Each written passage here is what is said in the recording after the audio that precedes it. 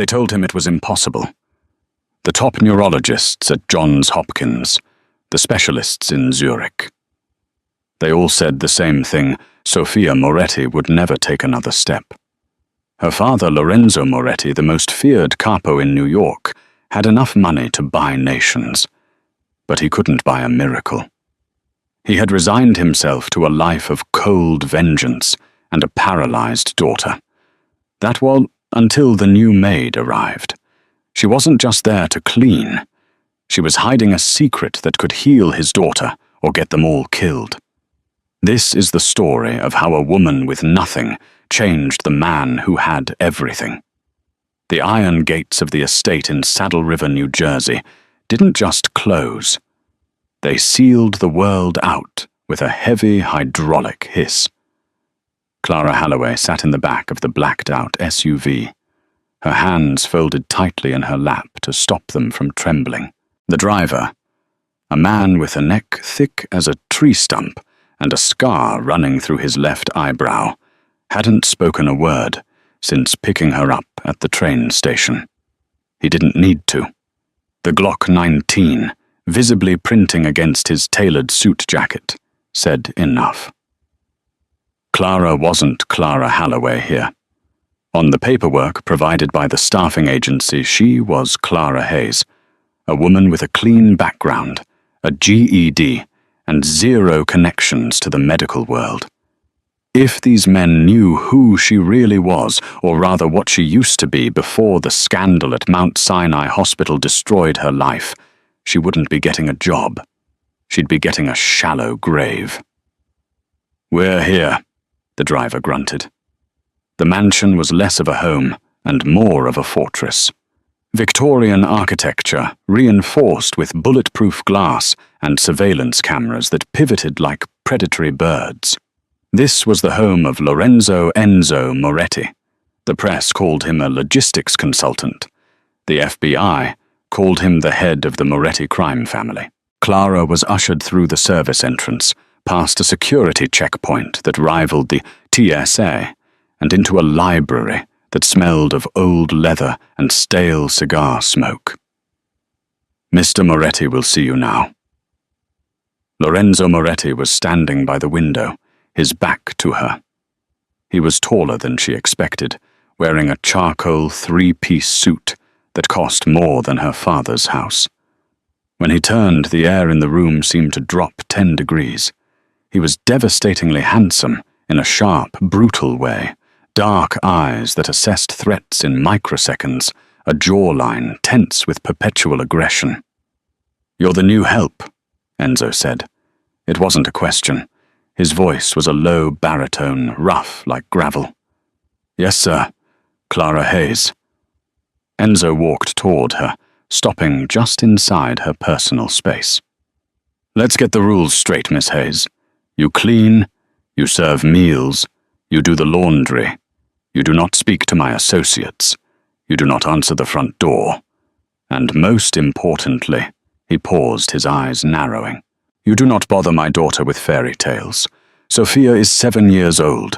She is paralyzed from the waist down. That is her reality.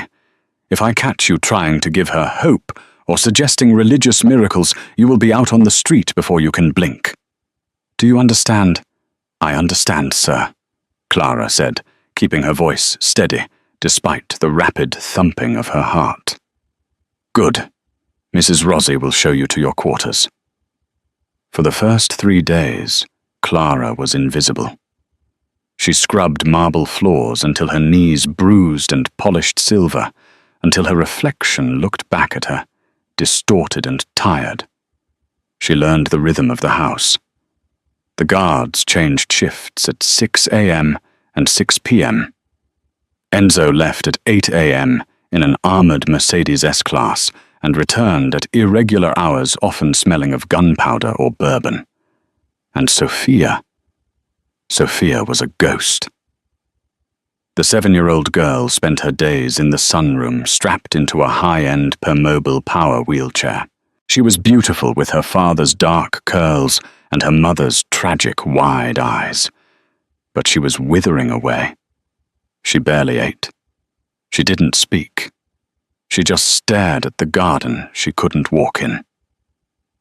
On the fourth day, Clara was dusting the bookshelves in the sunroom, while Sophia sat motionless. The girl's nurse, a severe woman named Nurse Ratched. No Nurse Clien, was on her phone loudly complaining about her boyfriend, completely ignoring the child. "Yeah, I know," Clien said into her phone, turning her back to Sophia. "It's boring as hell. The kid is a vegetable. Just sits there." Clara's grip tightened on her duster. Vegetable. The medical term was offensive, inaccurate, and cruel. Clara watched Sophia. The girl's hand was resting on the armrest of the chair. A butterfly, a monarch, landed on the glass of the window. Sophia's eyes tracked it. As the butterfly fluttered upward, Clara saw it a tiny microscopic twitch in Sophia's right calf muscle. It was faint. To a layperson, it was nothing. But Clara wasn't a layperson. Before she was a maid, she was Dr. Clara Halloway, a rising star in pediatric neurorehabilitation. She had spent 10 years studying the plasticity of the spinal cord. That twitch wasn't a spasm. It was intention. The nerve pathways weren't dead. They were dormant. Clara froze. The doctors had declared it a complete T10 spinal severance, irreversible. But a complete severance didn't twitch in reaction to visual stimuli. This was a misdiagnosis. Or worse, negligence. Nurse Clien hung up the phone and sighed. "All right, Sophia. Time for your meds." She grabbed a bottle of baclofen, a heavy muscle relaxer. "Wait." Clara said the word escaping her mouth before she could stop it. Nurse Clien turned sneering. "Excuse me." The maid speaks. "Should she be taking that much baclofen in the middle of the day?" Clara asked, lowering her head submissively. "It makes her so drowsy she can't eat her lunch." "I don't remember asking for your opinion," Clien snapped. "Stick to the dust bunnies, sweetie. Leave the medicine to the professionals." Clien shoved the pill into Sophia's mouth and forced her to swallow water. Within 20 minutes, the light in Sophia's eyes dimmed, and she slumped in her chair, the twitch gone, the potential buried under chemical sedation. Clara walked out of the room, her blood boiling. They weren't treating her. They were sedating her. Enzo Moretti thought he was protecting his daughter, but he was paying people to keep her in a coma. Clara knew the risks. She knew Enzo had threatened to fire her, or worse, for interfering. But she looked at the security cameras in the hallway and made a choice. She couldn't be a doctor here. But she could be something else. She waited until nightfall. The mansion was quiet, save for the hum of the HVAC system and the occasional crunch of tires on gravel outside as the perimeter guard circled. It was 2 o'clock in the morning. Clara crept out of the servants' quarters. She wasn't wearing her maid uniform. She wore black yoga pants and a fitted t-shirt, remnants of her old life. She moved silently, avoiding the floorboards she had identified as squeaky during her cleaning shifts. She reached Sophia's room. The door was ajar. A nightlight cast a soft pink glow over the room. Sophia was asleep, but restlessly. The heavy blankets were tucked tight around her legs, a psychological cage. Clara approached the bed. She whispered, "Sophia." The girl's eyes snapped open. She didn't scream. She was too used to being handled by strangers. She just looked terrified. "It's okay," Clara whispered, kneeling by the bed. "I'm Clara, the one who cleans the library. I'm not going to hurt you." Sophia stared at her, blinking slowly. "I saw you watching the butterfly today," Clara said softly. "I saw your leg move." Sophia's eyes widened. She shook her head slightly. "No. Everyone said she couldn't move. I saw it." Clara insisted, her voice fierce, but hushed. "The doctors, They think your legs are asleep forever, but I think they're just waiting for you to wake them up." Clara pulled the blanket back. Sophia's legs were atrophied thin from months of disuse. Clara placed her hands gently on Sophia's ankles. "I'm going to press on a spot near your ankle. Tell me if you feel anything. Not pain, just pressure." Clara found the posterior tibial nerve. She applied specific targeted pressure, a technique she had published a paper on 3 years ago. Sophia gasped. "You felt that?" Clara asked. Sophia nodded, tears welling in her eyes. "It tingled." Clara's heart soared. Sensation. The cord wasn't severed. It was likely compressed, or the initial swelling had gone down, and the nerves were trying to reconnect, but the heavy sedation and lack of therapy had caused learned non-use. "Listen to me, Sophia," Clara said, leaning in close. "We can fix this, but it has to be our secret. Your daddy, he's sad and he's scared. If he knows, he might stop us, because he doesn't want you to get hurt. We have to be ninjas. Can you be a ninja with me?" A tiny, fragile smile broke across Sophia's face. It was the first time she had smiled in 6 months. She nodded. "Okay, we start now." For the next 2 weeks, Clara lived a double life. By day, she was the submissive maid, keeping her head down, taking verbal abuse from Nurse Clyan and avoiding Enzo's piercing gaze. By night, she was a physical therapist again. She didn't have equipment, so she improvised. She used heavy encyclopedias as weights. She used a silk scarf to help Sophia lift her legs. She massaged the atrophied muscles to stimulate blood flow, flushing out the sedatives that Nurse Clyan pumped into her during the day. The progress was slow, agonizingly so. But it was real. On the 10th night, Sophia moved her right big toe on command. On the 14th night, she could flex her ankle. But the danger was growing. One morning, Enzo didn't leave at 8 a.m. Clara was in the kitchen polishing the copper pots when Enzo stormed in, his phone pressed to his ear. He looked furious. He slammed a file onto the marble island, startling Clara. "I don't care what the leverage is, Stefano," Enzo roared into the phone. "The shipment was light. Find out who skimmed off the top, or I will bury them in the foundation of the new casino." He hung up and threw the phone onto the counter. He looked at Clara, his eyes wild with stress. He rubbed his temples. "Coffee," he barked. "Black." "Yes, sir." Clara moved quickly, pouring a fresh cup from the French press. As she handed it to him, she noticed his hand was shaking. Not from fear. Enzo Moretti feared nothing but from exhaustion. He took a sip and looked at her. Really looked at her. "You look tired, Hayes. You not sleeping?" Clara froze. "I sleep fine, sir. Just, the house is large. Lots to clean." Enzo narrowed his eyes. "You've been here 2 weeks. Usually the maids quit by now. Or Clean fires them." "I need the job, sir."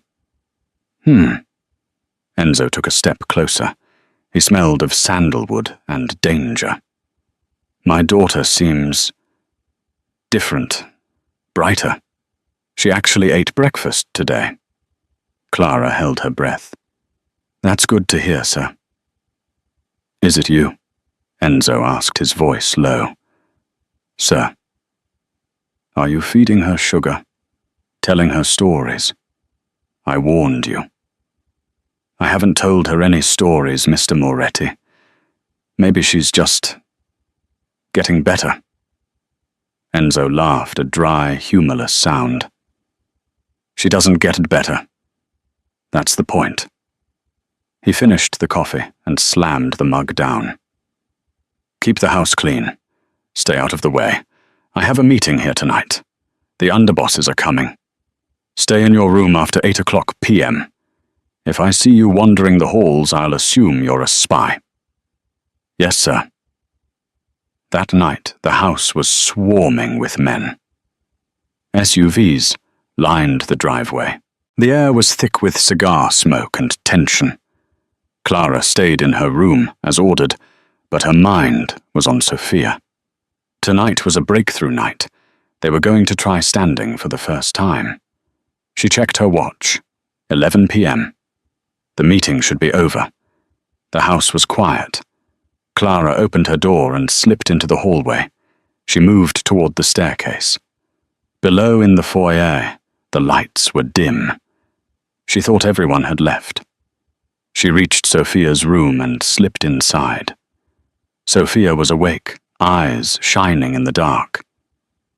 "Ready," Sophia whispered. "Ready." Clara helped Sophia sit up. She slid Sophia's feet to the floor. "Okay. Hold my hands. On 3. 1, 2, 3. Sophia strained. Her little legs shook violently. Sweat popped out on her forehead.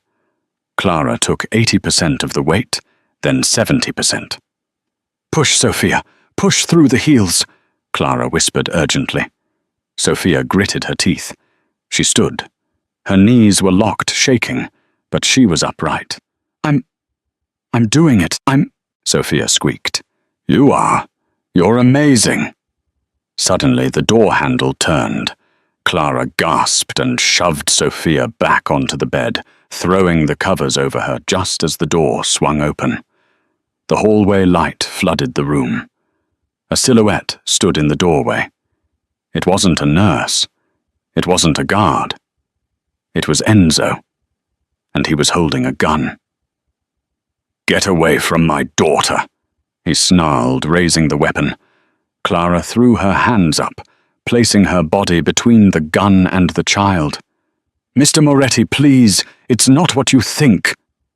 "I told you," Enzo said, his voice shaking with rage. He stepped into the room. The silencer pointed directly at Clara's chest. "I told you what happens to people who disobey me. Who sent you the Russos?" "The FBI. No one, I'm helping her." "Liar," Enzo cocked the hammer. "You're hurting her. You're disturbing her peace." "Daddy, no!" Sophia screamed. Enzo's eyes flicked to the bed. "Sophia, close your eyes." "No, Daddy, look." Sophia threw the covers off. Before Clara could stop her, Sophia swung her legs over the side of the bed. "Sophia, don't," Clara cried. She wasn't strong enough yet to do it alone. But adrenaline is a powerful drug. Sophia planted her feet on the hardwood floor. She grabbed the nightstand for balance. Her legs wobbled, knees knocking together. Enzo froze. The gun lowered slightly, his mouth parting in shock. Sophia gritted her teeth, looked her father in the eye, and pushed. She rose. She stood there unsupported for 3 seconds, swaying like a sapling in a storm. I can walk, Daddy," she whispered. Then her knees buckled. Clara lunged forward and caught her before she hit the floor, cradling the child in her arms. Silence. Absolute, suffocating silence. Enzo dropped the gun. It hit the floor with a heavy thud. He fell to his knees, crawling across the room until he was right in front of them. He reached out a shaking hand, touching Sophia's leg, then her face. "Sophia." He choked out, tears streaming down his face, the first tears he had shed since his wife died. "How?" He looked up at Clara. The rage was gone, replaced by a confusion so deep it looked like pain. "Who are you?" Clara held Sophia tight, looking back at the most dangerous man in New York. "My name isn't Clara Hayes," she said softly. "And we need to talk." The silence in the bedroom was broken only by the heavy, shuddering breaths of Lorenzo Moretti. He was still on his knees staring at his daughter's legs as if they were holy relics. "Get up," Enzo said finally. His voice was devoid of emotion, terrifyingly flat. He stood up, wiping his face with the back of his hand, instantly composing himself back into the cold, untouchable dawn. He pointed the gun at the floor, but he didn't put it away. "Sophia, go to sleep. We will talk in the morning." "But Daddy—" "Sleep. Now!" He turned to Clara. "Library. Move!" Clara followed him. Her legs felt like lead. She knew she had just saved his daughter. But she also knew men like Enzo didn't like surprises, and they didn't like liars. In the library, Enzo poured 2 fingers of amber liquid into a crystal glass. He didn't offer her any. He sat behind his massive mahogany desk, placing the gun atop a stack of files. "Start talking," he said. "And if I detect a single lie, you won't leave this room." Clara took a deep breath. She straightened her spine. She wasn't a maid anymore. "My name is Dr. Clara Holloway. Until 8 months ago, I was the chief of pediatric neurosurgery at Mount Sinai." Enzo's eyes flickered. He recognized the name. Holloway. The Angel of Death scandal. Clara flinched. The media had been cruel. "That's what the tabloids called me. I performed a high-risk spinal reconstruction on the son of Senator Sterling. The surgery was a success. But 2 days later, the boy died of an embolism. The toxicology report showed a lethal dose of heparin in his system." "You overdosed a senator's son?" Enzo asked, raising an eyebrow. "I didn't," Clara said, her voice shaking with suppressed rage. "I prescribed the correct dosage. Someone changed the charts. Someone swapped the IV bags. I tried to prove it, but the hospital needed a scapegoat to avoid a lawsuit from the senator. They fired me. They stripped my license. The medical board blacklisted me. I lost my home, my savings, my reputation. No one would hire me. So, I became Clara Hayes." Enzo studied her. He was a human lie detector, a man who survived by reading micro-expressions. He saw the pain in her eyes, but more importantly, he saw the conviction. "Why are you here?" he asked. "Why my house?" "I needed a job where no one would look for Dr. Holloway. And when I saw Sophia, when I saw her chart..." Clara stepped forward, her fear replaced by professional indignation. "Mr. Moretti, your daughter's spinal cord was not severed. It was bruised. She suffered from spinal shock, followed by severe atrophy. But the doctor you hired, Dr. Ahris, and that nurse, Klein, what about them?" Enzo's voice dropped an octave. "They have been keeping her sedated. The baclofen dosage was 3 times the recommended limit for a child her weight. They weren't treating her. They were keeping her quiet so they could collect a paycheck without doing any work. It is medical malpractice, and frankly it borders on torture." Enzo went very still.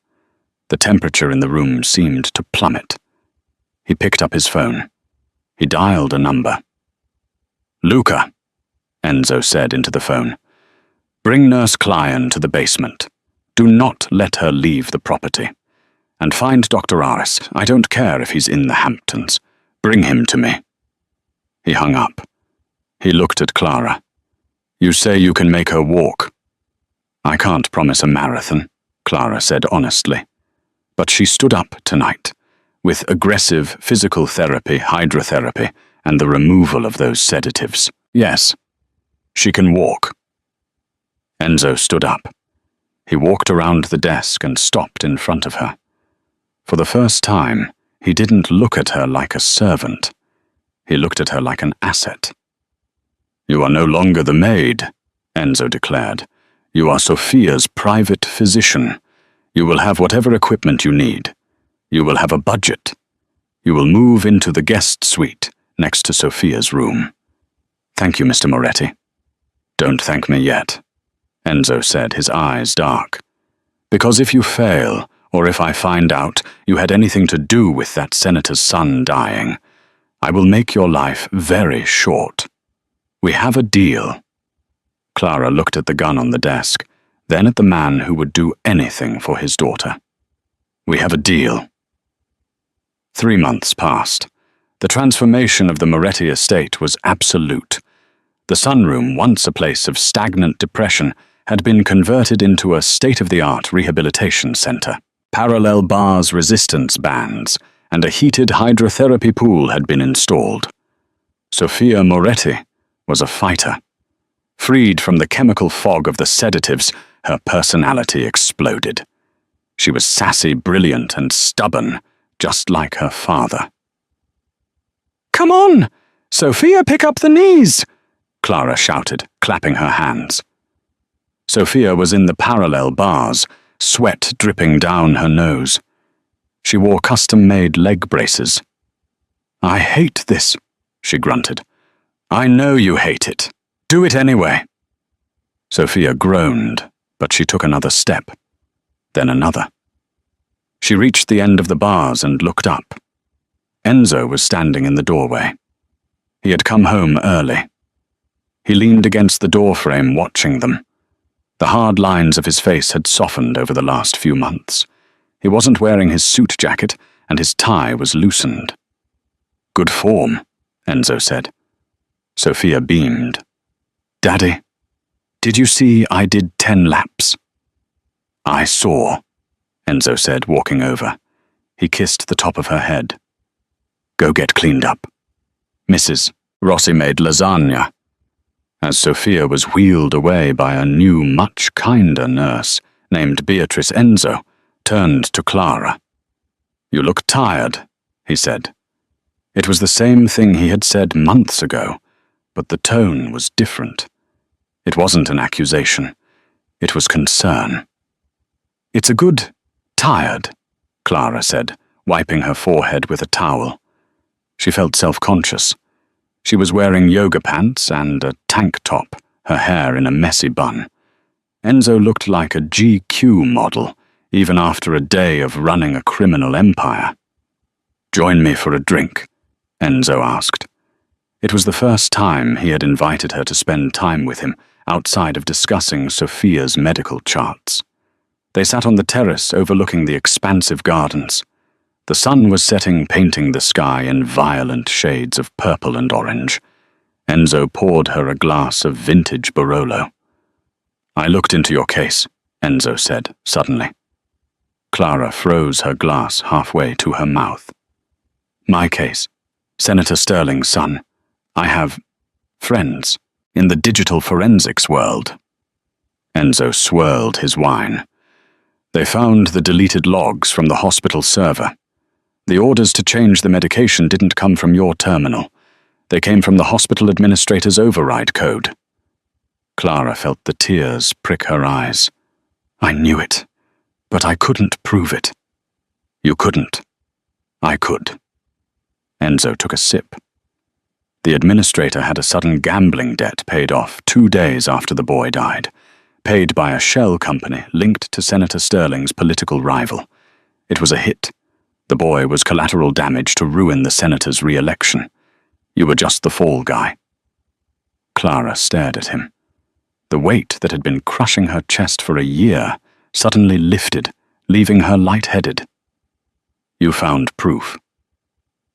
"I have the logs on a drive," Enzo said calmly. "I sent a copy to the FBI anonymously this morning.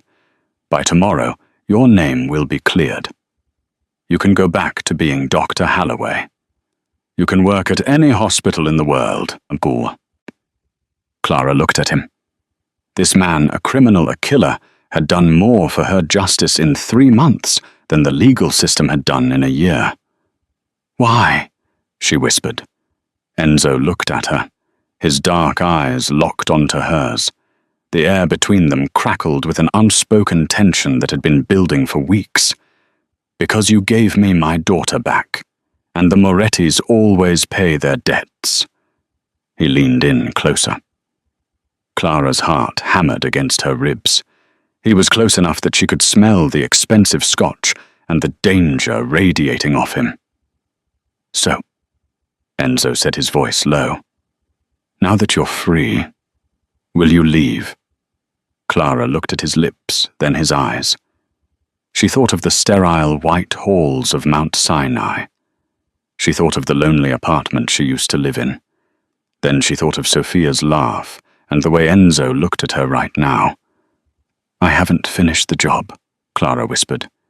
"She's not walking unassisted yet." Enzo smiled. It was a genuine, devastating smile. He reached out and tucked a loose strand of hair behind her ear. His fingers lingered on her jaw. "Good." He leaned in. Clara didn't pull away. Their lips were inches apart. Boom! The explosion shattered the evening. The front gates of the estate erupted in a fireball of twisted metal and concrete. The ground shook. Car alarms began to wail instantly. Enzo was moving before Clara even registered the sound. He tackled her, throwing them both to the stone floor of the terrace, shielding her body with his. "Stay down!" he roared. Gunfire erupted from the tree line surrounding the estate. Automatic weapons. Enzo pulled his handgun from his waistband. He was never without it. He crawled toward the edge of the terrace, firing blindly into the darkness to provide cover. "Sophia!" Clara screamed, scrambling to get up. "She's in the house!" "Stay here," Enzo commanded. "No." Clara scrambled to her feet, adrenaline flooding her system. She ran toward the French doors, leading back into the house. The hallway was chaos. The security team was engaging targets outside. Glass was shattering everywhere. Clara sprinted toward the dining room. She found Sophia on the floor, her wheelchair tipped over. Nurse Beatrice was cowering under the table. "Sophia!" Clara slid across the floor, grabbing the girl. "Clara, I'm scared." "I've got you." Clara scooped the child up. She wasn't strong enough to run fast with a 7-year-old, but she had to try. Suddenly, the back door of the kitchen was kicked in. 2 men in black tactical gear stormed in. They weren't police. They wore masks with a silver viper emblem stitched on the neck. The Valentis, the rival family. One of the men spotted Clara. He raised his rifle. "Don't shoot the girl," the other shouted. "The boss wants her alive. She's the leverage." The man marched forward, grabbing Clara by the hair. She screamed, lashing out, clawing at his face. She managed to rip his mask slightly, revealing a scar on his chin. "Let her go." Enzo appeared in the doorway of the kitchen, his suit covered in dust, his gun raised. But he was too late. The second gunman had a pistol pressed to Sophia's head. "Drop it, Moretti," the gunman shouted. "Drop it, or the miracle child dies." Enzo froze. His eyes were wide, filled with a terror Clara had never seen. Slowly, he lowered his gun. He placed it on the floor. "Let them go," Enzo said, his voice shaking. "Take me. I'm the one you want." The gunman laughed. "No, Enzo. You took our shipment. You humiliated the Valentis. We don't want you dead. We want you to suffer." The man holding Clara pistol-whipped her. The world exploded in white light, and she crumpled to the floor, semi-conscious. Through her blurring vision, she saw them dragging Sophia away. She heard Sophia screaming, "Daddy, Clara! No!" Enzo lunged forward, but the gunman shot him. Enzo fell back, clutching his shoulder blood, spurting through his fingers. The men dragged Sophia out the back door into the night.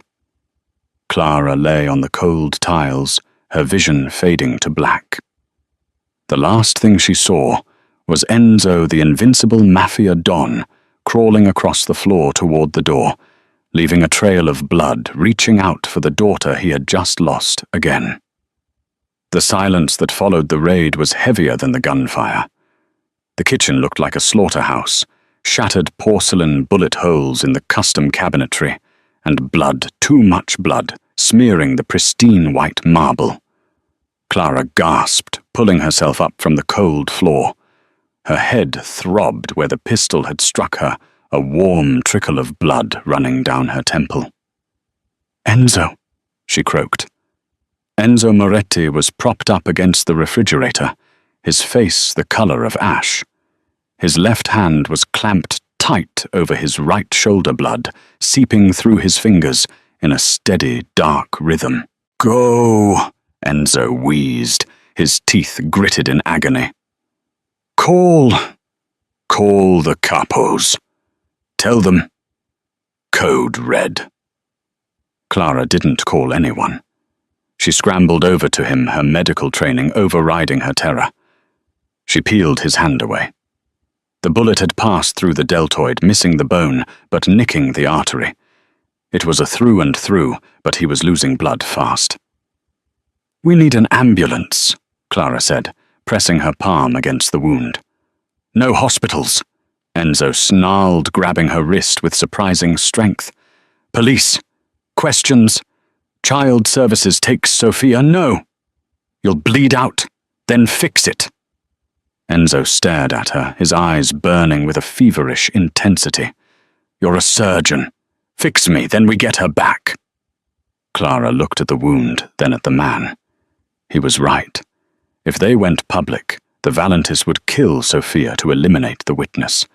They were on their own. "I need your medkit from the gym," Clara ordered, her voice hardening. "And vodka, and a sewing kit." 10 minutes later, Enzo Moretti lay on his own kitchen island, while Clara Holloway performed field surgery without anesthesia. She poured the high-proof vodka over the wound to sterilize it. Enzo didn't scream. He just bit down on a leather belt until his jaw popped. Clara's hands, usually steady for delicate spinal work, were slick with sweat. She used a pair of sterilized tweezers to remove debris, then threaded a needle. "Talk to me," Clara said, piercing his skin.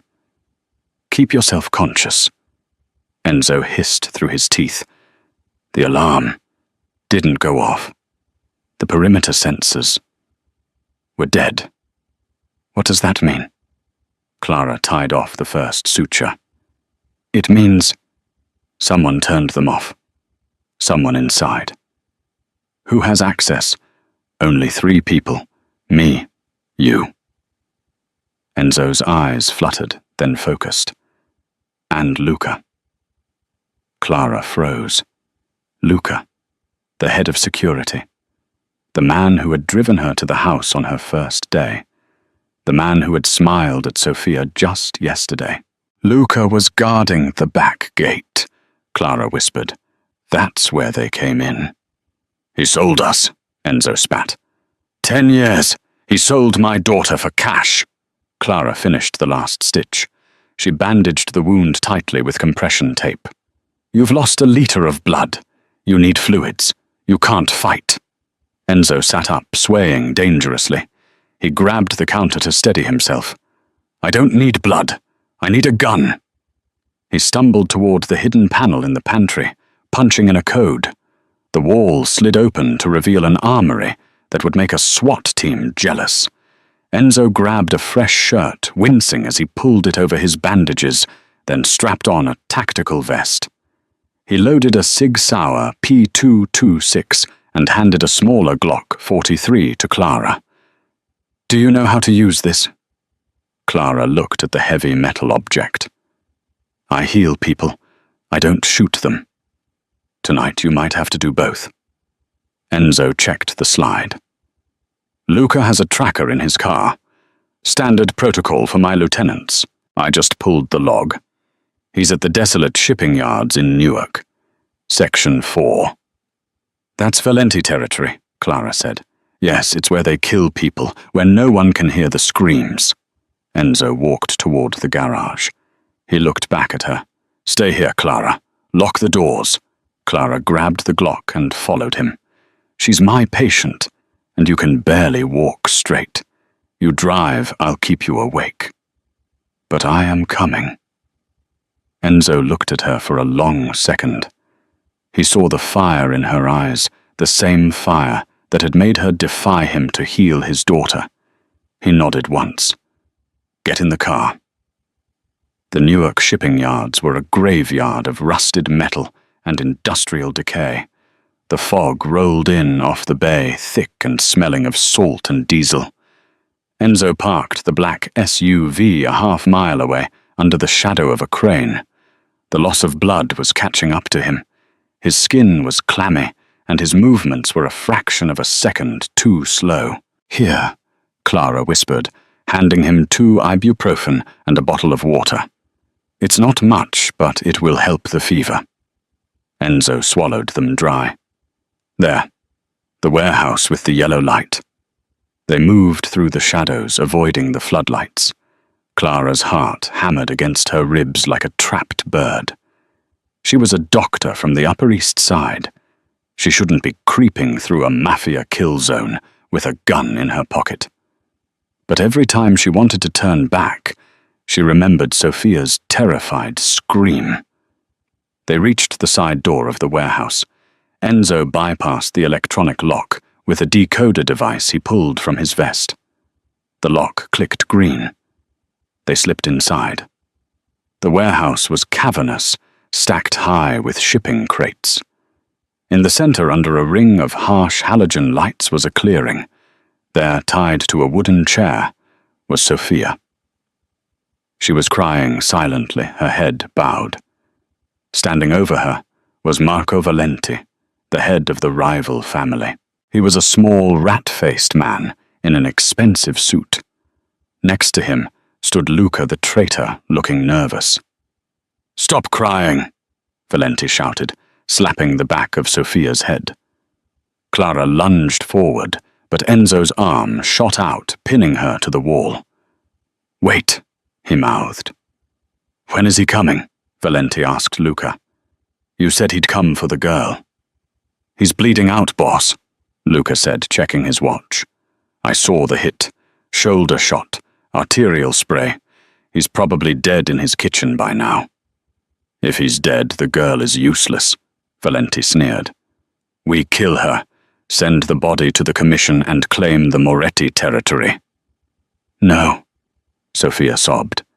"My daddy isn't dead. He's going to get you." "Your daddy is worm food, little girl." Valenti pulled a revolver from his jacket. He pointed it at Sophia. Enzo didn't wait. He stepped out from behind the crates 20 yards away. His aim was steady, despite the blood loss. "Valenti!" Enzo roared. Marco Valenti spun around. Bang! Bang! Enzo fired 2 shots. One took a guard on the catwalk down. The other shattered the light fixture above Valenti, plunging the center of the room into semi-darkness. "Kill him!" Valenti screamed, diving behind a crate. Chaos erupted. Bullets tore through the air, chipping the concrete floor. "Clara, get to Sophia!" Enzo shouted, laying down suppression fire. "I'll draw them off." Enzo broke cover, running to the left, firing his Sig Sauer with deadly precision. He was a force of nature, running on pure adrenaline and rage. He took a bullet to the tactical vest, grunted, but kept moving, drawing the 3 remaining guards away from the center. Clara sprinted toward Sophia. "Clara!" Sophia shrieked. Clara reached to the chair. She holstered her gun and frantically worked on the ropes. "I've got you, baby. I've got you." "Look out!" Sophia screamed. Clara turned. Luca was there. The traitorous bodyguard lunged at Clara, tackling her to the concrete. He was twice her size. He pinned her down, his hands closing around her throat. "You should have stayed cleaning toilets, Doc," Luca snarled, squeezing. Clara clawed at his face, gasping for air. Black spots danced in her vision. She couldn't breathe. She reached for her belt, but the gun had skittered away. "Clara!" Sophia cried, struggling against her loosened ropes. Clara's hand scrabbled on the floor. Her fingers brushed against something sharp, a shard of the shattered light bulb. She gripped it. With her last ounce of strength, she swung her arm in a tight arc and drove the glass shard into the side of Luca's neck. Luca gasped, his eyes bulging. He let go of her throat, clutching his neck as blood spurted between his fingers. He collapsed sideways, gurgling. Clara rolled over, coughing violently, inhaling sweet, dusty air. She scrambled up, grabbed a knife from Luca's belt, and slashed Sophia's ropes. "Run!" Clara rasped, grabbing Sophia's hand. "Run to the exit, not without Daddy." Across the warehouse, the gunfire had stopped. Clara froze. "Enzo." Silence. Then a laugh. It was Valenti. "Come out, Dr. Hayes," Valenti shouted. "Or should I say Dr. Halloway? I did my research, too." Clara stepped out from behind the crates, pulling Sophia behind her. In the center of the room, Enzo was on his knees. He had run out of ammo. 2 guards had their rifles trained on him. Valenti stood over him, pressing the barrel of his revolver against Enzo's forehead. Enzo looked bad. His bandages had soaked through. He was pale, sweating profusely. He looked at Clara and shook his head slightly. "Don't come out. Let him go." Clara said, her voice shaking but loud. She raised the Glock she had recovered from the floor. Her hands were trembling. "Drop the gun, sweetheart," Valenti smiled. "Or I paint the floor with his brains." Clara hesitated. "Do it." Valenti cocked the hammer. Clara slowly lowered the gun. She kicked it away. "Good," Valenti sneered. "Now bring the girl here. We're going to have a little family reunion before I end the Moretti line for good." Clara walked forward, Sophia clutching her hand. She looked at Enzo. He looked defeated, his eyes full of apology. "I failed you," his eyes said. But Clara wasn't looking at his eyes. She was looking at his hand. It was resting on his thigh, inches away from a hidden boot knife she knew he carried. She needed a distraction. She needed 1 second of confusion. Clara looked at Valenti. "Wait, you don't want to kill him yet?" "Oh." Valenti raised an eyebrow. "Why not?" "Because," Clara said, her mind racing, "he doesn't have the codes to the offshore accounts. I do." Valenti paused. Greed flickered in his eyes. I'm the one who handles the medical trusts," Clara lied, stepping closer. $50 million in bearer bonds, in a Swiss account. If you kill him, the biometric lock seals it forever. But I know the bypass. It was complete gibberish. But greed makes men stupid. Is that true? Valenti looked down at Enzo. Enzo didn't hesitate. He played along. "Don't tell him, Clara," he shouted, feigning panic. Valenti laughed. Well, looks like the Maid is the golden goose." He turned his gun slightly away from Enzo's head, pointing it toward Clara. "Tell me the code." "Come closer," Clara whispered. Valenti took a step toward her. That was the mistake. Enzo moved. It was a blur of motion. He snatched the boot knife, surged upward, and drove the blade into Valenti's thigh. Valenti screamed, the gun firing wildly into the ceiling. Enzo tackled him. They rolled on the floor. The other 2 guards raised their rifles, but they couldn't shoot without hitting their boss. "Sophia, get down!" Clara screamed, diving for the discarded Glock. She grabbed it. She rolled onto her back. She aimed at the guard on the left. She remembered her anatomy classes. Thoracic cavity. Center mass. She pulled the trigger. The gun kicked hard. The guard dropped. The second guard swung his rifle toward her. Bang! A shot rang out from the floor. Enzo, entangled with Valenti, had managed to wrestle the revolver free. He shot the second guard in the chest. Valenti, bleeding and desperate, scrambled backward, trying to reach a dropped knife. Enzo stood up. He swayed, blood dripping from his shoulder, but he stood tall. He looked like the angel of death. He walked over to Valenti. "Please," Valenti begged, holding up a hand. "Enzo, we can make a deal. Half my territory." "You touched my daughter," Enzo said softly. "Enzo, wait. There are no deals for child killers." Enzo raised the revolver and fired once. Silence returned to the warehouse, absolute and final. Enzo dropped the gun. He turned toward Clara and Sophia. He took one step, reached out his hand, and then his eyes rolled back. He collapsed face forward onto the concrete. "Daddy!" Sophia screamed. Clara was there in a second, turning him over. He wasn't breathing. His pulse was thready, almost non-existent. The exertion had torn his artery completely open. "No, no, no," Clara sobbed, ripping her shirt to make a compress. "Enzo, stay with me. You don't get to die now, not after all this," she began. CPR. 1, 2, 3, 4. "Come on!" she screamed, pounding on his chest. Sophia knelt beside her, holding her father's hand, tears streaming down her face. "Daddy, please wake up. I can walk, Daddy, I can walk. Please watch me walk." Clara pumped his chest. "Come on, Enzo." But he didn't move. The helicopter ride was a blur of noise and flashing lights. Clara wasn't just a passenger, she was the lifeline. While the flight medic worked the defibrillator, Clara was clamping the artery with her bare hands, screaming orders over the roar of the rotors. "Push 2 milligrams of epinephrine. Do not let him flatline again." They touched down on the helipad of New York Presbyterian. A trauma team was waiting, swarming the stretcher like white ants. "Who is the patient?" the trauma surgeon shouted as they ran toward the OR doors. "Lorenzo Moretti. Gunshot wound to the right deltoid, severed axillary artery, massive hemorrhagic shock. He's been down for 12 minutes. Clara rattled off the stats with the precision of a machine.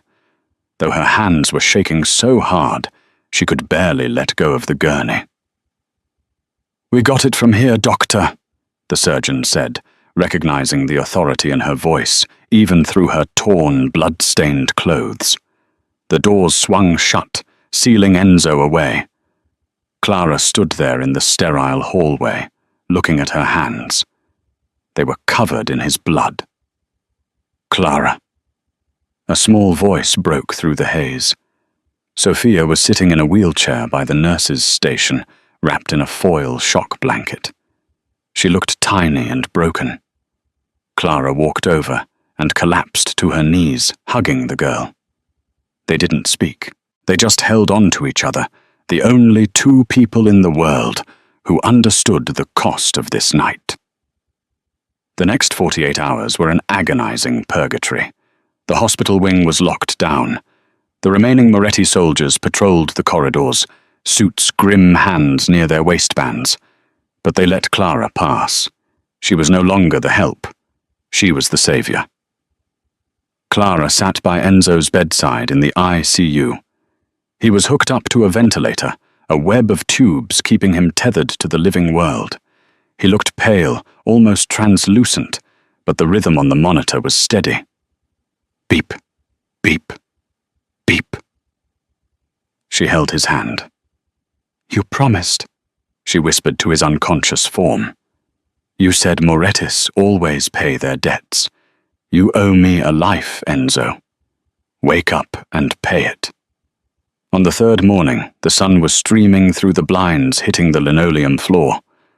Clara had fallen asleep in the uncomfortable plastic chair, her head resting on the bed rail. She felt a hand brush her hair. Clara bolted upright. Enzo was awake. His eyes were heavy, drugged, but open. He was looking at her with an expression of pure exhaustion, and something else, something softer. "You?" Enzo rasped his throat dry from the intubation tube that had just been removed. You talk. In your sleep. Clara let out a sob that was half laugh, half cry. She grabbed a cup of ice chips and fed him one. And you sleep too much. Enzo swallowed the ice. He looked around the room, then panic flickered in his eyes. Sophia. She's safe, Clara promised, squeezing his hand. She's with Mrs. Rossi in the family waiting room. She's walking Enzo. She walked into the hospital to see you yesterday. Enzo closed his eyes, a single tear leaking out. He took a deep breath, his chest heaving with emotion. And Valenti. Dead, Clara said, her voice hard. The police ruled it self-defense. My testimony cleared you. The Valenti family has dissolved. You won. Enzo looked at her. He squeezed her hand, his grip weak but determined. I didn't win. We won. He pulled her closer. Clara leaned in, resting her forehead against his. I know who you are now, Clara, Enzo whispered. Not Dr. Hayes, not just Dr. Halloway. You are the woman who saved my soul. I was just doing my job, she whispered back. No, Enzo said. He turned his head and kissed the palm of her hand. You were doing what a mother would do. The word hung in the air, heavy and sweet. 1 year later. The garden of the Saddle River estate was in full bloom. It was no longer a fortress. The high walls remained, but the gates were open. Music floated through the air, a string quartet playing Vivaldi. Tables were set with white linens and crystal. The elite of New York were there, but not just the underworld figures. Doctors, politicians, and neighbors mingled with the men in sharp suits. Clara stood on the terrace, smoothing the skirt of her silk dress. It was ivory simple, but elegant. She wore a necklace of sapphires, Enzo's gift. Nervous? Enzo stepped up behind her, wrapping his arms around her waist.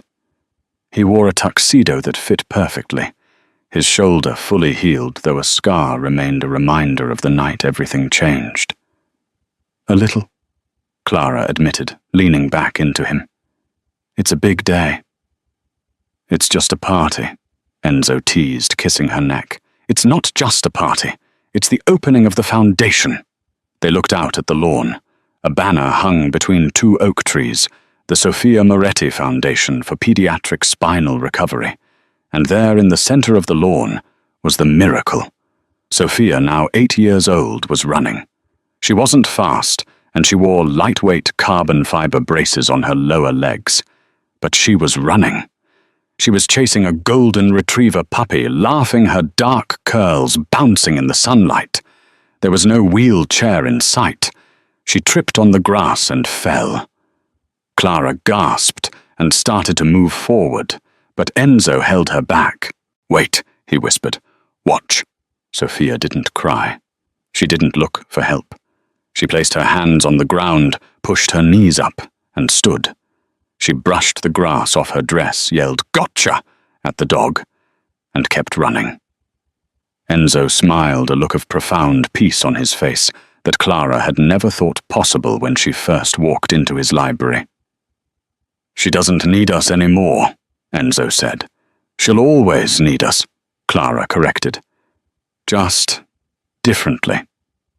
Enzo turned Clara around to face him. The dangerous Don was gone, replaced by a man who had everything he ever wanted right in his arms. I have a new contract for you, Enzo said, reaching into his pocket. Oh, is the pay good? Clara smiled. The pay is terrible, Enzo said, his eyes twinkling. Long hours, difficult boss, no vacation days, and you have to deal with a very stubborn teenager eventually. He dropped to one knee. The chatter in the garden died down as guests realized what was happening. Sophia stopped running and covered her mouth with her hands, grinning. Enzo pulled out a velvet box. Inside sat a diamond that caught the sunlight, fracturing it into 1,000 rainbows. Clara Holloway. Enzo said, his voice ringing clear across the silent garden. You walked into the lion's den and tamed the beast.